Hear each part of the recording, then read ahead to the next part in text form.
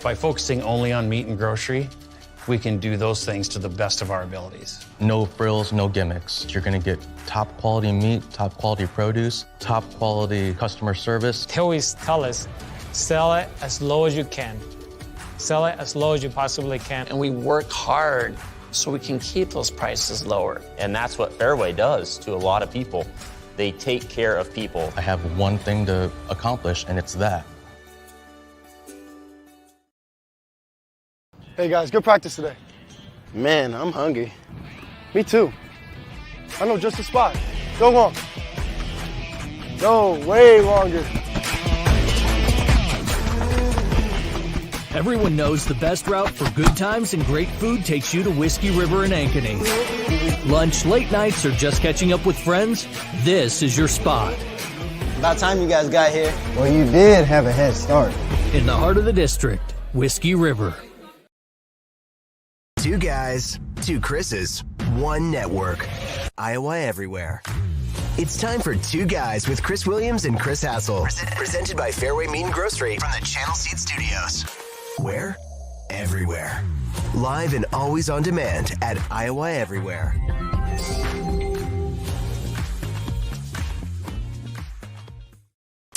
And what a way to get things going on our first show back after a hiatus. It's Two Guys presented by Fareway Meat and Grocery, and Williams is nowhere to be found. He's still coming back from the south. I don't know what happened. Maybe he was ghost hunting and something went wrong. I don't know.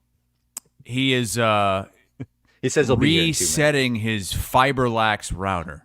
I'm got Chris Hassel with got a little clogged. Matt Van Winkle. You did a great job with Andrew Downs last week on a couple of shows for us. Thanks, man. I was fun. very impressed and very entertained by both of those shows. I was worried it was going to be like all Major League Baseball, and We snuck a little bit in. you would just talk Brock Purdy the whole time. But no, it was really good with AD, and I'm proud of you guys for the effort. And Aiden, of course, producing. Yep.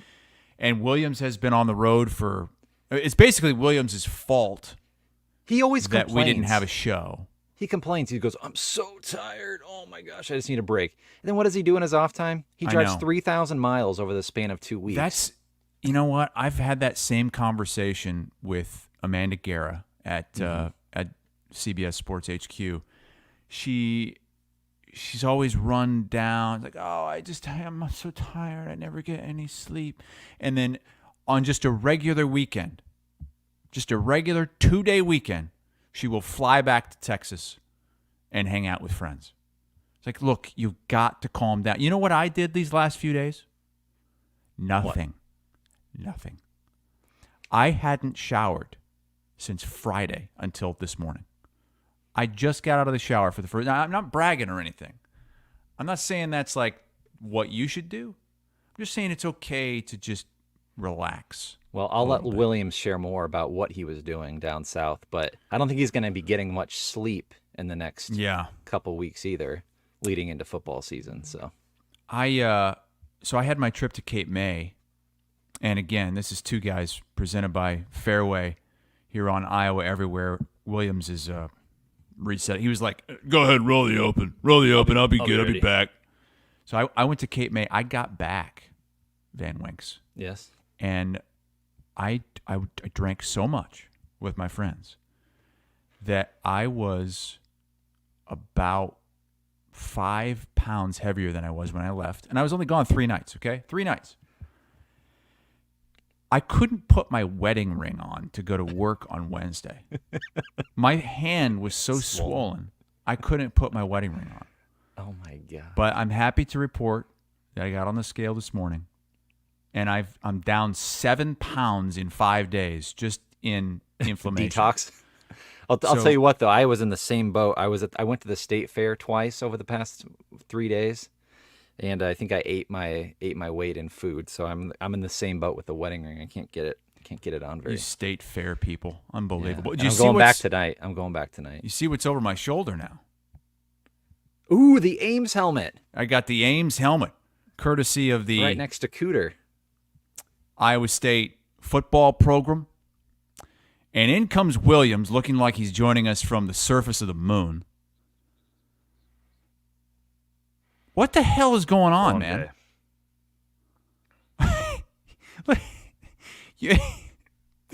This is funny. This is really funny. Like, here's the thing. I asked Williams, I texted him yesterday, are you sure you're ready to go? Yeah. You're ready to go? He's like, yeah, we're rolling in at 9 o'clock. Yesterday, 9 o'clock last night? Last night they rolled in. Like, are you going to be ready? Yeah, I'll be ready. We get a text from him this morning. He's like, guys, I'm fried. I'm fried. I'll be there. I didn't think that also meant his internet would be fried, but it seems like every time he leaves, something crazy happens. Flooding in the basement. Now internet issues. Well, we all saw on Twitter, Williams got a new puppy. Yes. I didn't want to steal his thunder, but they got a new puppy. Maybe he lost the right to break that on this show after this morning. Diffie, the puppy, must have chewed through the fiber lax. That's my only guess. A cute little golden retriever. This is great because two of my good friends have just gotten brand new puppies, Chris Williams and Andy Fales. Andy got a beautiful little English lab.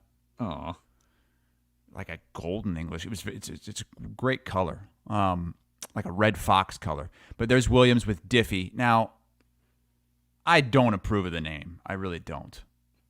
You don't approve of John Deere Green Joe Diffie? No. Like, that's a little bit too much. Like, well, the kid I like Dirks. Yeah. Cammy named it. Cammy likes Joe Diffie. Oh yeah. Is this the guy that sings "Prop Me Up Beside the Jukebox When I Die"? Is that him? I think it is. You don't even know. You don't even know. I think that is him. Yeah. I think that is him because I remember when he died from COVID, there was that joke running around. Williams, does he sing that? Prop me up next to the jukebox when I die. That's him, huh? That's him, and that's Williams because Williams is back. Yeah. I did notice if you put the pictures side by side, the puppy actually kind of resembles Joe Diffie. Oh yeah. With his mullet and his mustache, his hair all over him. The fluff, yeah. If Joe Diffie's hair was a little lighter, I guess if you get the little, that mullet on the bottom there, you're pretty close to the same color. Beautiful puppy. I'm so happy for you guys.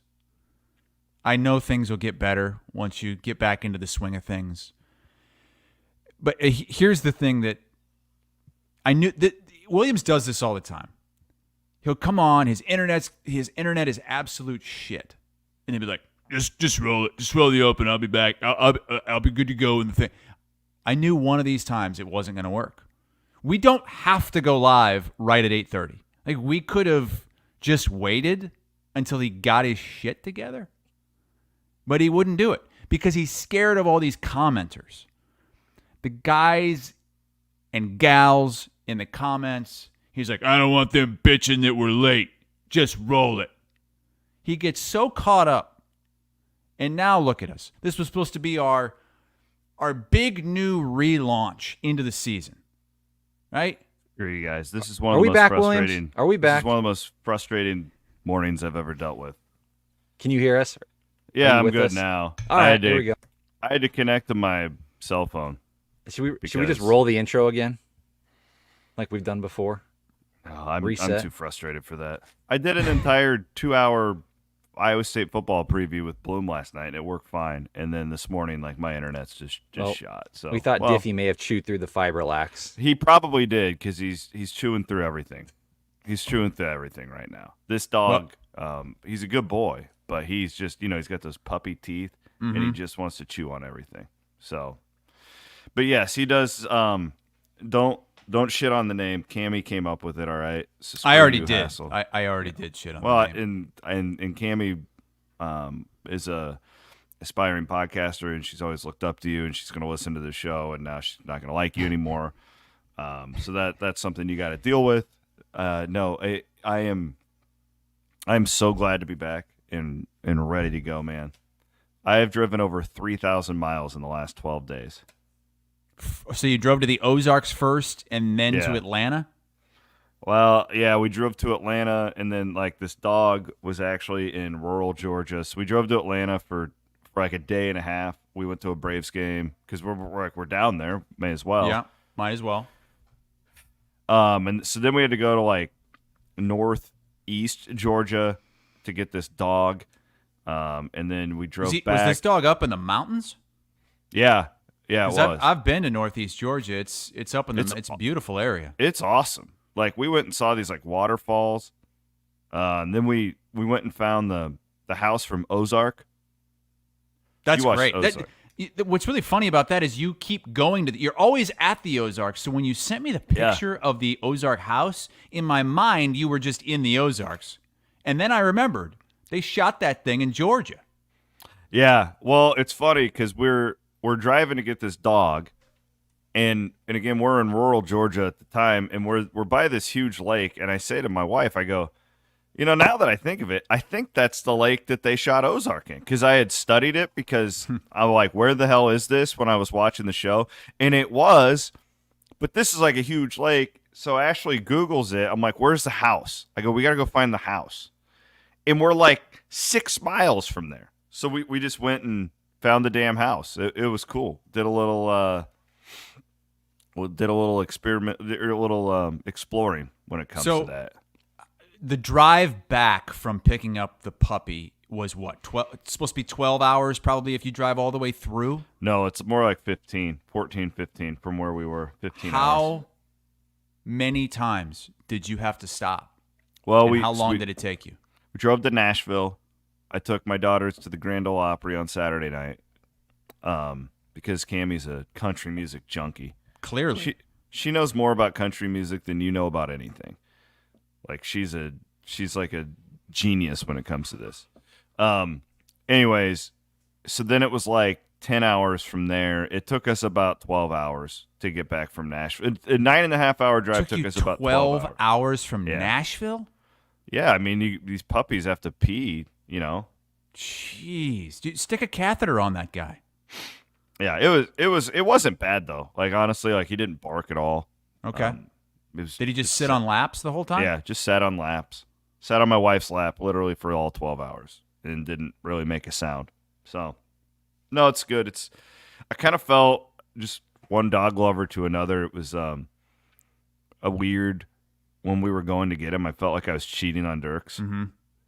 Like I honestly, like we were just driving there, and like 30 minutes before I was like choking up. I'm like, oh my God, what am I doing? Like it was a weird, but then like the girls were so happy, and it's good to have a dog back. That's great. Yeah, I'm happy for you. How was your trip? You went to the Northeast for a while? Yeah, I was when you were trying to get your internet straightened up. I was sharing the story with Van Winks about how I gained about 7 pounds in inflammation in 2 days from just drinking and being dehydrated. Yeah. I got on the scale. I got on the scale, and I'm normally around 189, 190. I got on the scale Wednesday when I went back to work, and I was 194. I was like, what the fuck? And then I go to put on my wedding ring, and I can't even get it over my knuckle. My hands were so swollen. But this morning, scale read 187. I feel good. I did nothing all weekend. Isn't it weird how that happens? I sat around and did absolutely nothing these last 2 days. Yeah, well, that's good. Good for you. I wish Maddie was talking about that when he got back. Like when you get back from a long trip with kids, you feel like you need a vacation from that. But no, it's good. I'm ready to go though. I'm like super fired up for the season. Got the juices flowing. Did Kids Day at Kinnick Stadium get your juices flowing? Kinnick Stadium Kids Day gets me going every year. God, I knew this was gonna. It always does. Last year it brought us the McNamara injury, and now always drama from this Kids Day. Boy, as you know, it's not televised, so I'll just kind of take you back to my day. I was very interested, more interested than I have been in a open scrimmage before. And I was searching, like, is anybody live streaming this thing? No, I couldn't find it. So I'm just following it online, and it's like one tweet after another about how McNamara is struggling. McNamara, incomplete pass. Oh, there's a pick six. And I've got some video courtesy of my friends over at 24/7 Sports, David Eicholt and company. I went because David and I think it was Sean Bach posted all the video from practice. I watched the whole thing. It was like 25 minutes of just one play after another edited together. And it was much, much worse than I thought it would be, just based on, because you know how it is. If you're a media member, you're at one of these things, you don't want to cry wolf. You know what I mean? Like, oh, this is the worst thing I've ever seen. You need to pull back the reins a little bit and not just go, doom. So I think everybody was sugarcoating it a little bit. Well, I watched this video, and it's like, it's not just that he's off, McNamara. He's got no confidence in his throws. There are some throws that I don't even know if he's trying to throw it away or if it's just over the head of the receiver so far that it looks like he was trying to throw it away. And I charted what I saw, and I'm not sure if every single play was on this video. It certainly seemed that way. But from what I charted, he was 7 for 21 for 20 yards with a pick 6. He was sacked once, obviously no touchdowns. And he fumbled a snap, which is in one of the videos we're showing. A shotgun snap that just hit off his hands, and he had to run back and pick it up 10 yards behind him. And I don't know what was more concerning, the video of it or what Kirk Ferentz said after, because he was asked if this was basically in line with what he has seen in all of these quote-unquote fall camp practices from the quarterbacks. And he said basically yes. Because I was hoping, well, maybe this is just a really bad day for Cade McNamara. Maybe he's been performing a lot better. Ferentz said that this is basically on par with what he's seen from the quarterbacks since practice began. And everybody's jumping now for Brendan Sullivan, who also performed pretty poorly. I mean, I saw the numbers from the Des Moines Register, and they weren't much better than Cade McNamara's. I mean, I think he also had like 25 yards passing, and he was at a less than 50% clip. But McNamara was so bad that Sullivan actually still somehow looked better than him. And so now a lot of people in the media that cover this team are wondering, boy, is this really a competition? Like, could Sullivan be the week 1 starter? And I do believe that there's a chance we see Sullivan this season and maybe early in this season. But I do still have a hard time believing Kirk Ferentz is going to make that switch before week 1. Yeah, because of his track record. Yes. But I don't know. Like, Matt, do you have the clip from December or whenever the hell it was when did they get Sullivan? February? It was something like that. Like I don't know what month it was, but I remember our conversation. This is what we said. This was the day that they announced that he was coming. I would push back on, he's being brought in to back up Cade McNamara. What has Cade McNamara done in an Iowa uniform to make us just anoint him as the guy? Like, he hasn't done anything in an Iowa uniform. No, and he hasn't really played much in years. My point is, like, he's not elusive. He gets hurt a lot, and we really haven't seen much from the guy in a long time. I'm not maybe that's what I'm guessing that's what the coaching staff is projecting onto the media. Like, yeah, this is a backup situation, and that's fine. Sometimes you do that for your locker room and all that stuff. But I'm not convinced that this guy isn't already a better option. But we'll see. Maybe McNamara healthy is a totally different deal. He might be the better option. And I went on to say, but kind of the same thing I just said. I'm not sure that Kirk Ferentz is going to give him a fair shake. I do think that Sullivan is going to get more reps with the ones. Like, that's the other thing about this Kids Day. McNamara was mostly going up against the ones with the ones. There were some times where he was going up against second teamers. Sullivan was mostly going up against second and third teamers. I would like to, and I'm not even being a dick here, I swear. If we can play the Deacon Hill clip, Matt, get it ready, when he talks about they have a new offensive coordinator and was bringing in guys, because I think you can take something. Yeah, watch. We'll Deacon get it, Hill Matt. clip. Yeah, from Utah Tech. He's in a hot quarterback battle over there in Utah. Jesus Christ! What the hell? Why are we going there? Are you going to tell me that Deacon Hill is a better option than McNamara and Sullivan? No, I'm telling you that Deacon Hill gives us insight on the Iowa quarterback situation in this interview that he did out there. Because they asked him, why did you transfer? Like, you were the starter at a Big Ten team last year. Why the hell are you here? And he basically was like, well, they have a new offensive coordinator, and he brought in some guys, and I didn't think I was going to be able to play, is what he said. It was. I thought it was really.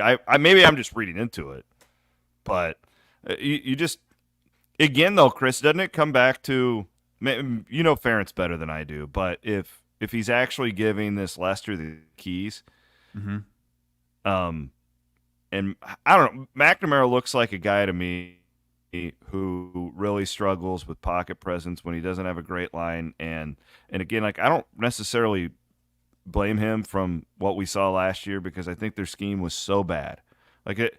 I know I'm pounding you guys over the head with it all the time, but Mike Leach didn't have these like elite level quarterbacks with him. He had generally undersized guys with not great arms who were pretty accurate, but they were able to throw for 500 yards in a game because they were schemed open all the time. And McNamara never had that last year with Iowa, right? You went from playing with like high-end talent to average talent at best with the Iowa offense, probably below average with the worst scheme in college football, but his pocket presence never seemed great. And I don't know, like, I'm not sold on him, and maybe it's one of those deals like where when you get a mid-major, like Steve Prohm, like when a guy wins at like the best job in a bad league, and then all of a sudden he's got to go to like an average job in a really good league, it's hard. And McNamara went from being the quarterback at Michigan, where, you know, you really weren't asked to do much, so it's similar to Iowa, but you had the best talent on the field more often than not. And now you're coming off of a bad injury. You have this terrible scheme with a below average offensive line with receivers who can't catch the ball. And it's a bad recipe. I don't know. Like, will he recover from that? Like, is he the same guy he was at Michigan? I don't know. I don't know. He clearly looked to me like a guy that doesn't have much confidence in his throwing. What was weird to me is he was moving around really well. Like, his best plays were when he broke out of the pocket and scrambled. Those were by far his best plays. So I was happy with that. I was happy with, there was a lot of pre-snap motion. And it sounds like a small thing, but I don't know if it is a small thing, considering what we've been saying about this offense the last several years. So predictable. Tim Lester was quoted from, I believe it was Scott Docterman, who was asking him a question, and Lester said he ran the numbers last year, and Iowa had pre-snap motion on 6% of plays. 6%. They really were. It was like statues. You knew You watched them line up, and you could almost tell just by the formation where they were going every time. So it has to get better, and it's hard to not overreact to this, but it's all we have, right? Like, we don't have anything else. We have these clips from 24/7, and it looked really, really bad. So I don't know. It was really bad. I don't even think Sullivan's great, but you saw the clip. There's my receipt. I have not been sold that Cade McNamara is the best option at Iowa, and I don't it's more know on what I've seen from him. I don't know what Sullivan is, but he's got to be in that ballpark. He has to be. Oh, I think so too. I think right now Sullivan might be the better option, but I don't know if they're going to give him enough of a look against the ones. We still have time. Like, it's still early. It's not even midway through August. You have a couple more weeks to get him that work with the ones and see if. But do we trust Kirk Ferentz's judgment? No. Do we trust that Kirk Ferentz is going to trust Tim Lester's judgment? Because I do think that if this is really Lester's offense, that there's a really good chance we see Sullivan. I just don't buy that yet. I think Lester has been able to put his imprint on the offense. I don't know if he's going to be able to make a personnel decision at quarterback, because we know he has liked Sullivan for a long time, going back to his days as a head coach in the MAC, recruited the guy. Now he's got him out of the portal. Every time Kirk Ferentz is asked about this, about the quarterback battle, and everyone's only asking about McNamara and Sullivan, Kirk Ferentz always just responds with, well, yeah, all three of the guys are really do we really think Marco Lainez is in this race? I don't. And I don't know what to take from those comments by Ferentz. He's not committing to any particular quarterback week one, but from everything he said this offseason, we know that Cade McNamara in his head is QB1. And we know all the money the Swarm paid Cade McNamara to come to Iowa. And we know how Kirk Ferentz is. But you can't lose your job just because of an injury. I think that the earliest we could see Sullivan, barring an injury, would be at some point later on in week one, after Cade McNamara starts the game. When do you think the earliest he could start is? Well, I think the only way he starts the Cyhawk game, the only way he starts the Cyhawk game is if McNamara gets either hurt or is really, really bad week one. Really bad. And Sullivan comes out and performs really well. I just going off of Kirk Ferentz over this 25-year sample size, it's not really him. And I know fans can say, well, but McNamara hasn't done anything. You're right. But in Ferentz's mind, he's been there so much longer. Like, McNamara I get it. Yeah. Was there all last year. He started 4 games. And it really, at the root of it, it doesn't matter what the difference in the offense is, like whatever they're doing schematically. At the end of the day, Kirk is still going to see this as like being complementary to the defense, because that's just how he views it. And I don't even think that's wrong. In this new Big Ten, like, I don't think Iowa is going at it the wrong way to try and be different from other teams. Like, that is what you do well. Cold weather, like, do it. But Iowa's really, it's a good thing they had the schedule they do, right? Because it's like they will get better on offense. There's no doubt in my mind that they'll be better on offense. But, like, man, are you worried at all? I was thinking about this. A lot of thoughts on the 3,000-mile drive. Are you worried? Have we not talked about special teams enough? Not that they're going to be bad, but they were so extraordinarily good the last 2 years on special teams. Not just Torrey Taylor, but Cooper DeJean. Think about how many extra yards that guy got you, in the field position game. Like, are you at all, like, because the get better on offense, which is great, even if the defense drops a little bit with turnover, it should make up for it a little bit. Are you at all concerned about that, just because it's like, how do you stay at that level? I don't know. Based on everything I heard from media members who were there, the new punter is amazing. These people were raving about Reese Dakin. This is the guy who didn't know where Iowa was. Yeah, he just got on he a was plane. told to go to the University of Iowa. He was just put on an airplane and shipped Tell us there. about your recruiting process. Why'd you choose Iowa? Well, they told me to come here, and so I came. But Cooper DeJean, yes, that's the bigger X factor miss, to me, because that's like that. Not only is he returning punts, but he's also the gunner that's downing a lot of the punts. One of the best special teams players in Big Ten history, probably. Yeah, I think you could argue that. But I mean, when you look at what he did, like, God. The field goal kicking was not good last year. It So you sounds get like better there. Yeah. they're a little Good bit point. better at this point this season. We'll see. But remember at the debacle at the end of the Nebraska game, what a disaster that was. And so I don't know. Can you expect the special teams to be as good? No. But I can't worry that much about the special teams and the defense when you have all of these worries at the quarterback position. Now, I will say this. I listened to Chad Leistico after the game on his podcast with Hawk Central. By all accounts, the offensive line was pretty good. Good.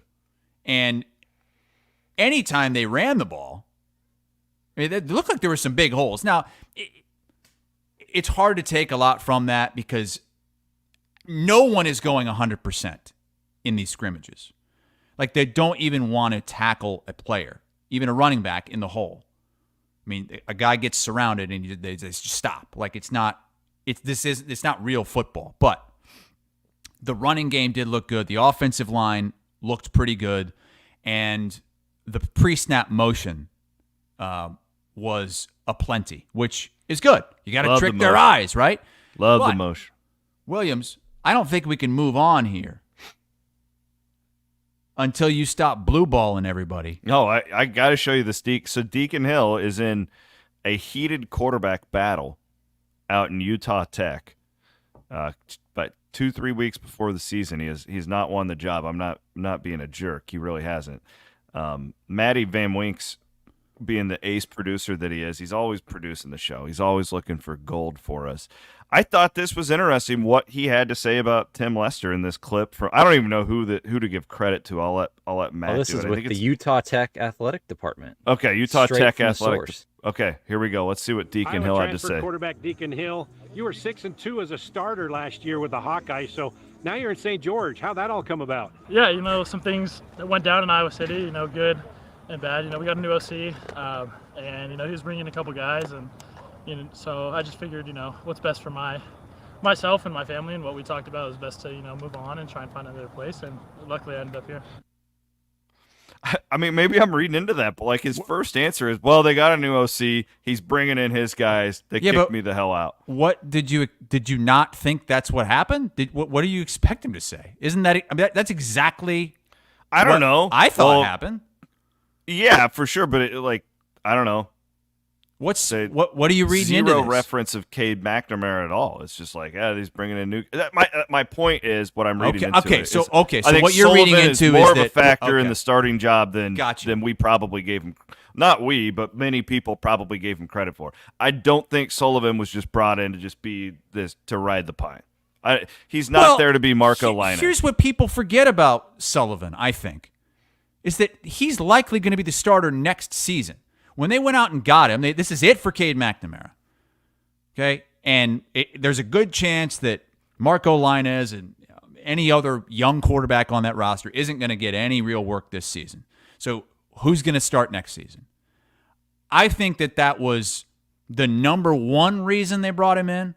But then number two, obviously, is to have a really good backup because of all the injuries that Cade McNamara has had.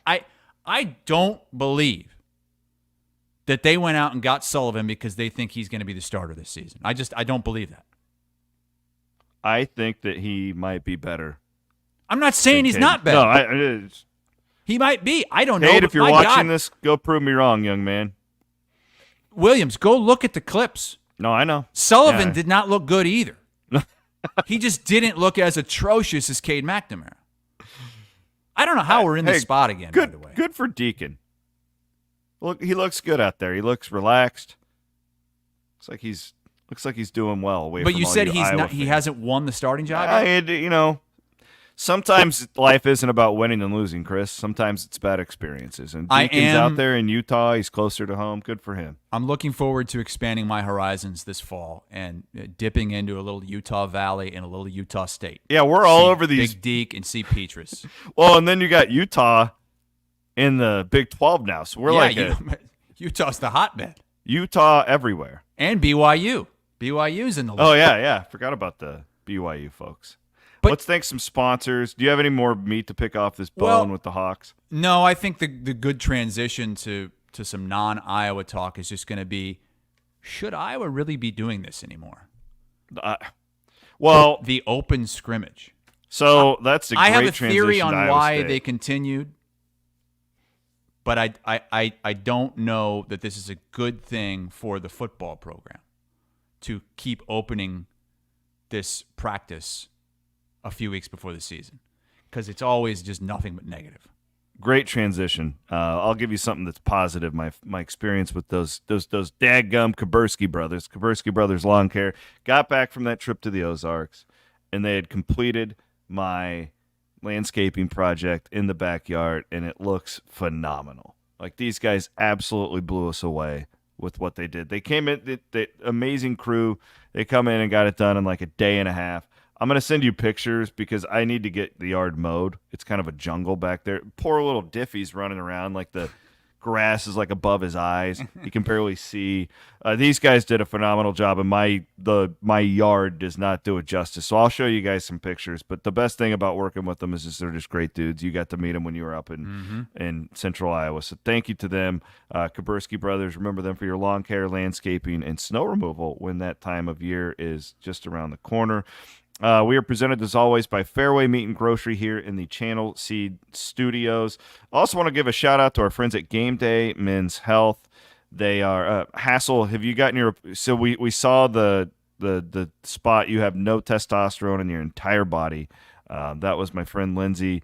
She ran the test. 0 testosterone for you. Have you gotten your appointment? Hey, by the way, Dawsonville, Georgia, the home of Bill and Chase Elliott, were there. Doing a little sightseeing. Game Day Men's Health coming up in Dawsonville, Georgia. Oh, Someone really? popping up right there. They're all over the place. They're getting ready to take over the world. Did you pop in and get a tea? No, they weren't open yet. Okay. But I would have loved a shot of tea. We had a listener on the show on Thursday that said he got his first tea shot last week. So, dude, I'm telling you, keep us. This is one of the great campaigns we've done. There's so many guys, and I'm hearing from guys all the time that are feeling better.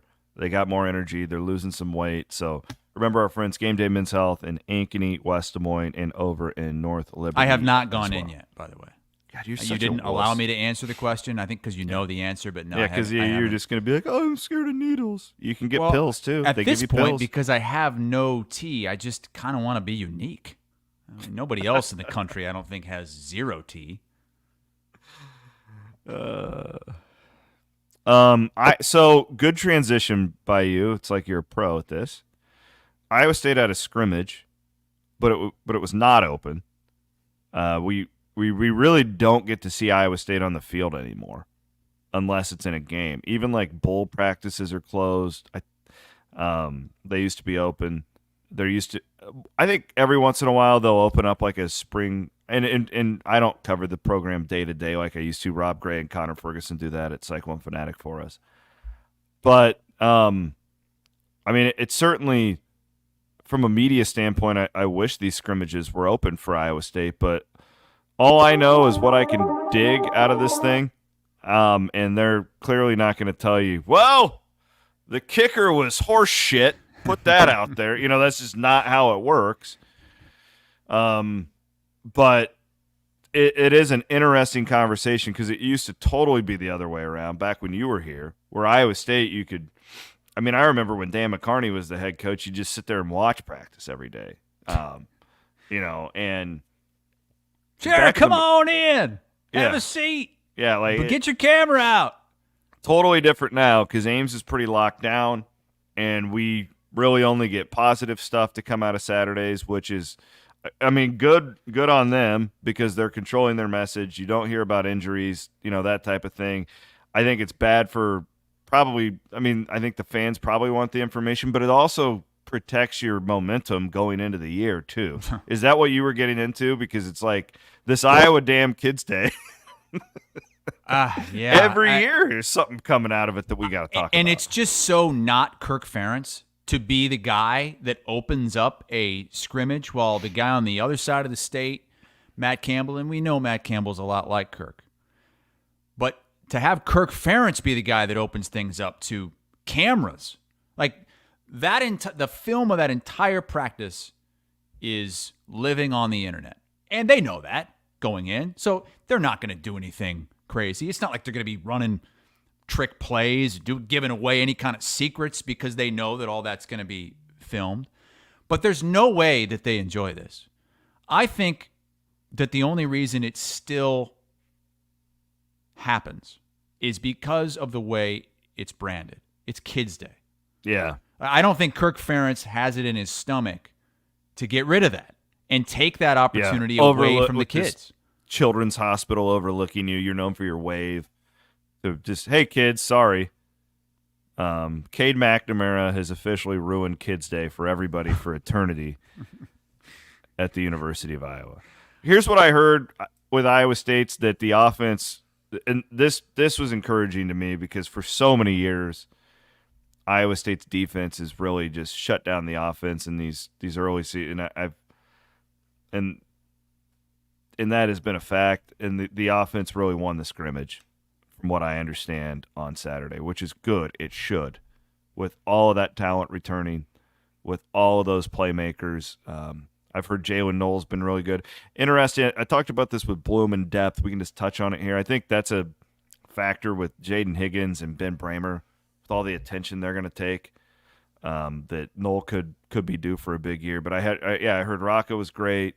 Offensive line more than held its own against a really pretty good defensive line that Iowa State has. So that's what you want. I am concerned about no reason to be. They have a kicker, but I was going through point spreads yesterday. Like I think that's going to be a pretty important aspect of Iowa State. Kicking is always a concern with Iowa State. Yeah, always. and like all these point spreads are like single digits. You know, like these games of theirs, there's going to be a lot of games going into the fourth quarter. So I wish I knew more about that at this point. But yeah, I mean that's what I got for you. But that's what you want. You want the offense winning this time of year, especially when you have a roster like Iowa. I would be really, really concerned right now if they were like, yeah, the defense actually, because that's how it would be spun. Like, oh, the defense outperformed on Saturday. I don't want to hear that. This offense should be putting up points at this time against the Iowa State defense.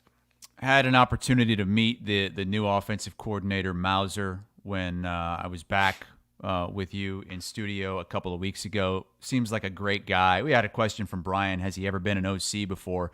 And my question to you was, how specifically is this offense going to be different from the one that we saw last season with Shieldhouse?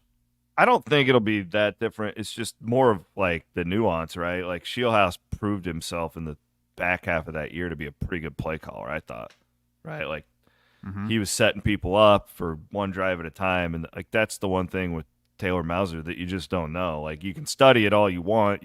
I don't think like the preparation, I interviewed Rocco Beck this summer and he said that he was really happy when Mauser got the job because he didn't have to learn new terminology. You already knew how to communicate. They're not going to change much. The one thing that I know with Mauser will be different is they will open it up more frequently. This will not be a deal where those first air three raid games. I've been nudging Taylor to do that for a year. I sent him the Hal Mummy interview. No, like for real though, he's going to be more willing to get a slap in the back of the head from Matt Campbell and say, "Hey, run the goddamn football," right? Like because I think Taylor's more of a wide open type mindset. But you don't know because he's never like. How do you call? Like, let's go to week 2, and you're going up against Phil Parker in Kinnick Stadium, and there's pressure on you, and he's that Iowa defense. You know exactly what it's going to do, and it's bothered Iowa State every freaking year. And even the year that they won, right? Like, how do you respond to that, like, on the fly? And I don't know. I think Taylor's going to be a really good coach, but I don't know how you respond to that in the pressure, even if you have talent. So, but, like, what you see on TV, what you see when you go to Jack Trice, I don't think will be very different. I really don't. And I think that's why Matt Campbell made the decision that he did because, you've got all this talent. We know it. We know what they can do. Why go outside and bring in Mark Mangino, you know. The Like exact that was opposite of the Iowa situation. I will say this about Iowa. Since we haven't had a show in quite some time. I listened to the in-depth conversation that Chad Leistico had with Tim Lester, and that was really good. Chad did a good great. job with that. Yeah. Like, the guy is so likable and knowledgeable, and I just cannot imagine that this isn't in some way a upgrade from what Iowa has had. So I came away from that. It absolutely is. Feeling a lot better about the state of this offense. And I had a couple people in the comments be like, well, you have to give Iowa's defense and special teams the benefit of doubt. I am. I believe I'm a very much a things average out over time guy. You said the same thing last year, though, about this. There's no way that the it has to happen number... at some point. It just has. And it did balance out a little bit because Deacon Hill would drop back and just drop the football, right? Like, like my point but the is, defense was still forcing turnovers. Yeah, the offense turned it over more, but I'm less about the defense and it's more about the special teams. I don't know how you don't regress just a little bit. So that offense, to your point, and you said this last year, just don't be last. Like, if they can get into the top 100, that's going to go a long way in making up for whatever potentially happens by not having Cooper DeJean back there on punts. And in that interview, Lester says that he wants to cut that number in half. So if Iowa was 130th in something, he wants to be, 65th. Well, if they're 65th, they're in the playoff. And if they're 65th on offense, they're 11-1 for sure. Yeah. I just completely agree. Can we just don't reach for Venus, okay? Don't reach for Venus. Reach for the moon, okay? Just get me to the moon. Leave Venus you're the fuck obsessed out with there. Venus. Just Why go are you to the always moon. Talking about Venus. You don't just be 99th. Get me to 99. That's all I've been asking for since we started this program 2 years ago. Give me 99. Then we can talk about 65 and 70. So what if they ever got into the top 30? Would that be Uranus? Well, I mean, the actual phrase is "reach for the stars," right? Which stars are a lot. Caleb just said I'm more away of a Uranus guy than the planets. Don't reach for the stars. Don't do it. Don't reach for the stars. Go to the mountaintop. Go to the top of that mountain you were on in Georgia to pick up Diffie. Get me to top 100. Diffie. Went to this. I love the South, the deep South. You're from the douche South. You're not really. Florida's not the South. No, Florida's not the South. Florida is. Now I will say this: the panhandle of Florida, that's the deep South. The panhandle. I love the South. Because it's just my mom. I ever told you she's from South Carolina. Huge, loves the Cox. Anyways, we're going into this state park on the way back. We're stopping by. It's this. It's called Lookout Mountain. The big Civil War battle was fought there. It's the Georgia-Tennessee border. And get up there, and oh my God, this guy almost died. What? I don't know how I get myself into these situations. So I'm holding Diffie, and as you're driving?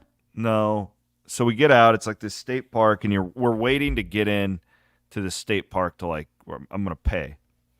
And I hear this thud, this sickening thud, and I look behind me, and this 75-year-old man had fallen down in the middle of the road and cracked his head open on the middle of the road.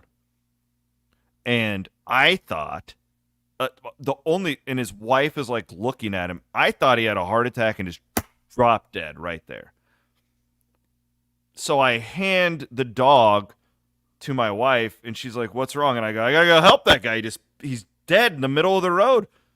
So me and this other guy who saw it, we run over to him. He had tripped, thank God. Oh. But this poor bastard has gashed his head open right here. Just gashed his head open. And there's blood coming out. and we had to like pick hefty feller. And we had to we're trying to pick him up. He's like dead weight. And then this woman is driving by, and her husband stops, and he runs out, and she's a nurse. And she's like, no, he might have a concussion. So we're like picking him up, and this guy, oh my God, I can't believe I didn't tell you this story. So we get him sat down, and like my wife and this nurse start doing like surgery on this guy. You got him off the road, I hope? Yeah, we got his ass off the road and put him on a bench. What do you mean doing surgery on him? Like, with his cut. This cut there. You stitched him up right there? Nobody needed it. I hope the poor bastard went to the ER. Because he was seeing stars. He claimed to me that he was fine. So the same thing happened to me, very similar. Oh, I thought he was dead, Hassel. I thought he was dead. A year or two ago, we were walking the dog in the neighborhood, and there was this old lady with this big dog. I had never seen her before. I had never seen this dog before. This dog on a leash takes off, yanks the 75, 80-year-old woman forward, boom, smacks her head on the pavement, blood everywhere. And I'm thinking, same thing. Oh my God. At the very least, we're calling an ambulance, and she's getting stretchered out of here to the hospital.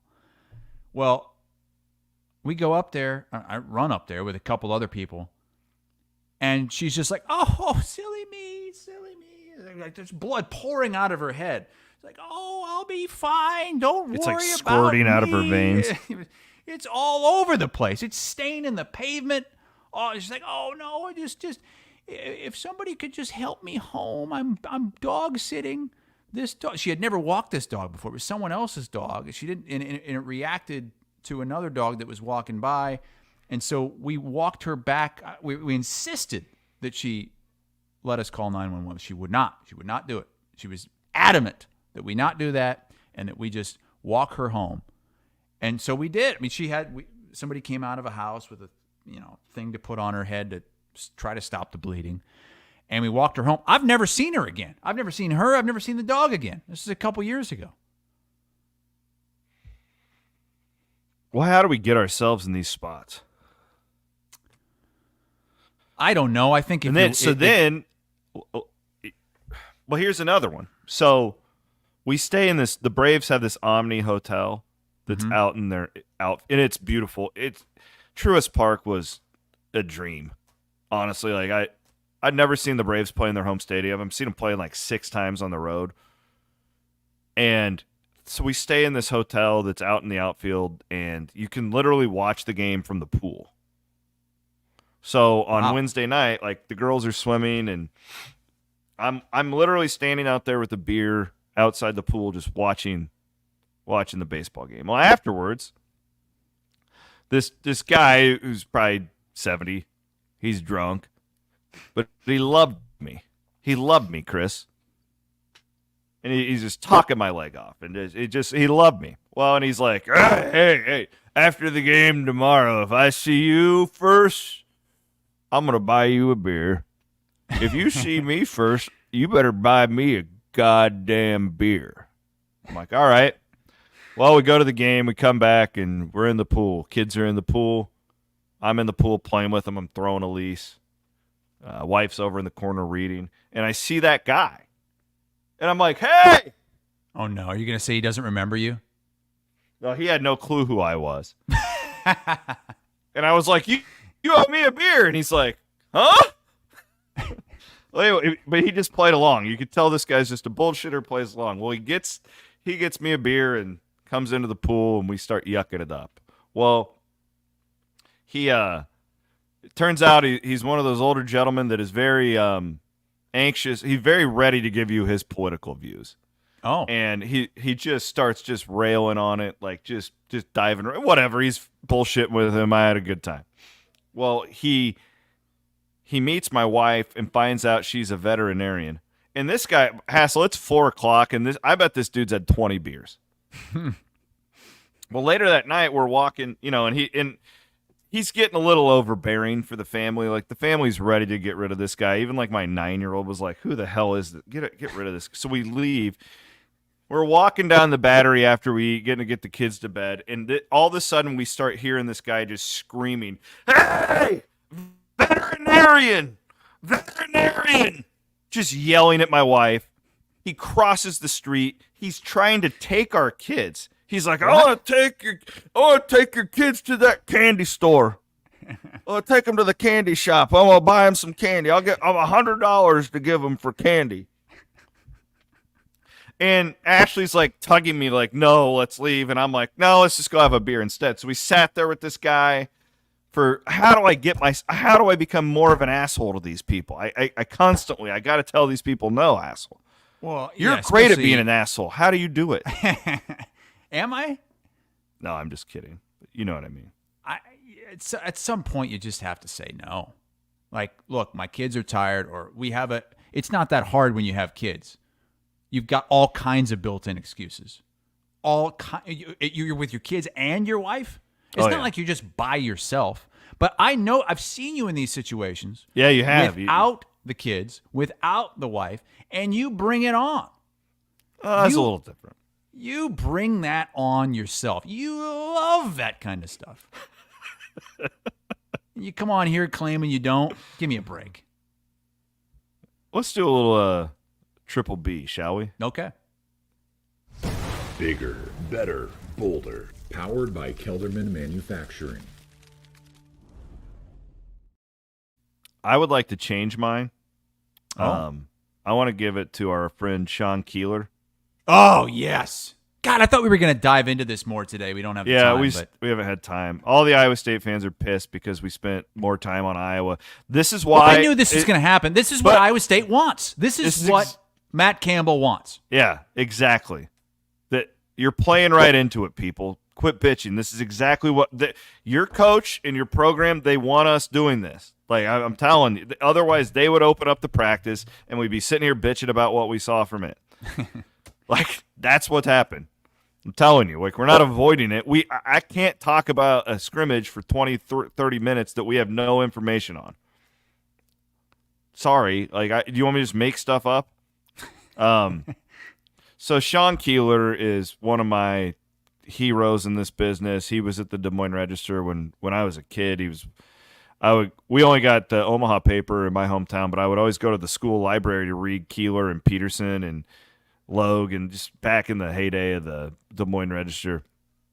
And Keeler, do we have audio of this, Matt? Yeah, Van Week's got the video. Yeah, this is former Des Moines Register columnist, now at the Denver Post, Sean Keeler, and Coach Prime over there in Boulder. It wasn't a question from Keeler, by the way. It was from a CBS TV reporter out there. You've got the CBS one. Okay. Okay, because there was also an exchange with Keeler, so you had a bunch. So there were multiple things going on here. This is the one that went around. Coach Prime went off on a bunch of different people. He has, I can give you the backstory here. He's upset with CBS because he thought that there was going to be some fluff piece out there, and CBS ended up running a hard news piece on his son who was involved in some kind of lawsuit. He filed for he's bankruptcy, upset about that. I think.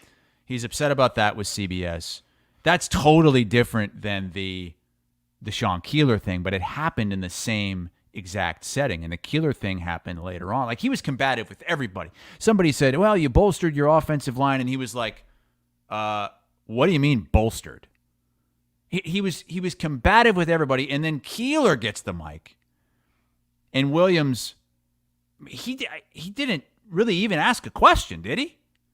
Sanders just came after him. And Sean does this. I mean, he did this 20 years ago, or he's very conversational in his press conferences. Hey, how are you? I hope you had a good summer. And I mean, it was basically what it was. And then Dion just goes in on him from, like, basically starts accusing Sean of being like an angry human, and like says he's not normal. Sean freaking loved it. He made it not about him. This is it, Matt. Is this the one with Keeler? I found the Keeler clip. I want to hear Coach that Sean Keeler, the Denver let's Post. give it some. Happy summer, my man. You don't like us, man. Why do you do this to yourself? Come on. You don't like us. Mark likes me, by the way. Huh? Yeah. Mark said he likes me. No, so but that's one. you don't. Why do you That's do what- this, though? No, I'm sorry.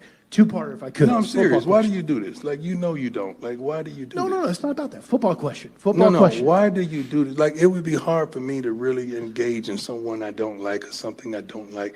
I'm just asking why. Like, why? Gotta pay What the bills, did I guys. do? You didn't do anything. It's not about that. But this But is a football why? question. I'm asking you why. Yeah, you can answer, but that's Okay, not answer germane me. to this. What? Yeah. Because you want me to answer you. So Yeah, can you okay, that's fine. That's fair. Yeah. Why? Why? Because I have Give me questions. your why. What's your why? What do you want to know? Why do you always on attack? Like, what did we do? Where am I on attack today? Where am I on attack? Yeah, I'm not gonna give you opportunities to be on attack. But I'm asking you why. Like, what does it do for you? Like, what happened? It's not about me. But what happened to get you like this? It's a good question. No, I'm serious. Because I want to help. No, I'm serious. I want to help. Because it's not normal. We can talk about that. Okay. Can I ask you a football question? No, Seriously. No, we'll talk about that. When we talk about that, I'll talk about that with you. Can we ask you a football question, please? When I talk about that, we talk about that. We can talk about that. Well, he thought he was not going to give Keeler an opportunity to attack him, but he was wrong. Keeler still got him in the column that went viral. Yeah, Keeler writes that a 3-9 or a 4-8 head coach just gave a 3-8 or 3-9 press conference, and then he alludes to what I loved about Keeler is he didn't make the column about his deal with Deion.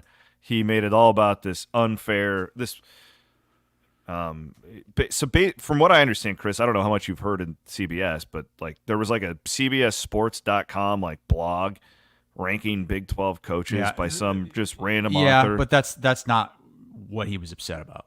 Correct. Oh, it's not? No. So Yeah, he was. I mean, that was part I of heard it. he was upset about that, and then he just associated the local CBS affiliate with that column and refused to give the guy an interview. From what I've heard, he's upset about the hard news article that every outlet ran, and CBS included, on his son's lawsuit. So it's not the ranking of the Big 12 coaches. But what's interesting to me, if you know anything about local television, is the affiliate thing is less important than the ownership group. Right? Like that guy might be a CBS the guy affiliate, but it's like right. So it was a guy from like he's owned CBS by- Sports Denver, and he's not a It national would be guy, like he's a Matt local Campbell guy. or Kirk Ferentz not doing not taking a question from Scott Reister because a CBS Because he has a problem with CBS, yeah. Because KCCI Yeah. is a CBS affiliate. Yes, it's it was a bizarre press conference, and you're right. What I liked about Keeler's column was he said, "Look, I had it coming. This isn't about me. I have written because he's a columnist. That's what he does. I have written." Articles, columns about Deion where I have attacked him. I have attacked the program for not personally, but just for being not good. But it was these other people that he was attacking and demeaning in this press conference that Keeler was really going after him for. And it's just the whole thing's just crazy. God. Well, this guy has gone from being he is just so petty. Like he is one of the most petty public He can't handle the heat. figures that I can well, and remember what he was like tweeting at that kid that transferred. Man, they better win because now he's got the media. He's anti media now, and the Keeler got attacked. The fans are all like bound together by their love of the Bulls right now. If they start off 1-3. All of a sudden, you're going to be yelling at Keeler and guys like that to ask the hard questions, right? And seen this before. Deion's in a rough. He better win this year. And if now he does, he's probably getting the hell out of there anyways. Enemies locally. I think before it was Keeler, maybe one other person that would ask a tough question. I think now, and I've seen it from other local media people in Denver, they have gone in on him for this. He better apologize or he better win. One or the other. My triple B is something I did not think that this would be anything even interesting in the Olympics. Olympic 5-on-5 basketball. Wow. Awesome. Some great games. The men's game was the highest rated basketball game over the last 5 years. It barely beat out the women's national championship from this past season that Iowa was involved in. And then the women go out there, and both games were against France, which made it so great too. It was a home court advantage for the French men and the French women. Feel and like the United States beat them in both. It made you feel like the Americans were underdogs, even though they weren't. Yeah, far from it.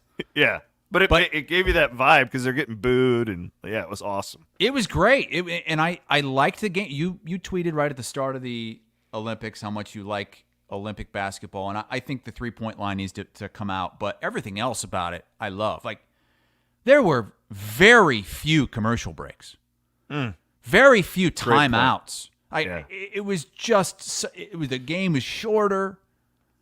It's just a superior product to the NBA and the game length there and the way that we put it on television. The women's game worldwide has taken. We talk about this all the time. I do, the Steph Curry effect, and just how I thought it, inspired all these little boys and girls who aren't 7 feet tall to be able to play a different way that's exciting. And God, you could see it in the women's game just across the world, because that was really bad about 10 years ago, and it had we've seen it really moving forward in the women's game in college and obviously the WNBA here, but it was awesome. The whole thing, I couldn't agree more. Really, really enjoyed that, and appreciate Kelderman Manufacturing. Maddie, who do you got for your Triple B? You guys know I'm a big state fair guy. I've been there twice already. Going back. Are you tonight. serious? Yeah, What? yeah. Why the hell do you keep going to the state fair? Well, I went for work on Friday, and took the kids on Saturday when it was a record attendance, 128,000, most in a single day. Yeah, it was great. It was awesome, amazing. What was awesome about it? What did you enjoy? The kids just threw tantrums. They were crying. It was amazing. No, but I'd rather go on a 15-hour drive with an 8-week-old puppy than do that. Hey, nothing compares. That's what they say. No, but I'm walking through the food. They have the Grand Champion food items in there, and I'm walking through, and there's this giant eggplant, the world record for the largest eggplant, 8 pounds, 8.33 pounds. That is a lot of girth. Wait a second. That's the world's largest eggplant? Yes. The eggplant emoji is bigger than that. The world's largest eggplant is found at the Iowa State Fair. So if you want to go see it, make sure you tag Williams. It just looks like a small pumpkin. That is a lot of girth. A lot of girth on that thing. We're really supposed to be impressed by that? The Bennett family from Davis County, Iowa. Congratulations. What? Yeah, that's the girthiest dadgum eggplant I ever did see. That's really unimpressive. Bigger, better, bolder right there. Wait, so your Triple B the is Davis the family eggplant? Uh-huh. Oh, my God. Yeah, I was going to give it to Spencer Lee, but he didn't win gold, so I was a little disappointed. Japanese guy beat him. Interesting. Yeah. No, Spencer Lee, man, what a hell of a that was awesome. career that cool. Guy's had with his injuries and just. Casey says that he threw his silver medal at his sister. I didn't hear about that, but I didn't hear about he's it. That wouldn't right surprise there. me though, because he's Spencer Lee, freaking Lee, man. Those guys, they're not usually content with second place. I was gonna put JJ McCarthy, just to kind of good. Troll myself though, because it's just like this is nothing's gonna happen from this. I've seen this before. Every time we get excited about a quarterback, or he's gonna end up blowing his knee out. He won't even start the season. Probably No. You're gonna have something's Darnold. gonna happen here. This is not gonna end well. If you're a Vikings fan, you're texting your buddies about this. I'm gonna promise you. I met this kid at the Ozarks a couple weeks ago in the pool. Huge Vikings fan, and his dad's wearing purple swim trunks. These are nutsos. And I told this kid, I'm like, he's telling me about, we got this rookie quarterback and Justin Jefferson's there long term, and we got an elite head coach. And I was like, kid, I'm telling you right now, just quit being positive about him. Like the sooner you can get it into your head. Yeah, I get it. That's kind of how I feel about Iowa quarterbacks and Bears quarterbacks. Yeah, even with Caleb Williams. The second the Vikings make you think that they're going to turn something crazy will happen. We thought we had a good one in Bridgewater. He almost died on the field because his knee injury was so bad. Dante Cole, like it's not going to work. I told this kid, I was like, look at me in the eyes. I promise you this is the best advice you'll ever get in your life. The Vikings will never win a Super Bowl in your lifetime. So quit trying. Like just enjoy it for what it is. Jesus. And you think I'm bad with kids. Real quick too. This was Williams, fun. I know you came 10 minutes late, but like I've got to get to work here. We're an hour and 10 minutes into the program. I didn't come late. I just didn't have the Diffie chewed through the Fiberlax. Let's end with this. Chris Hassel Theater.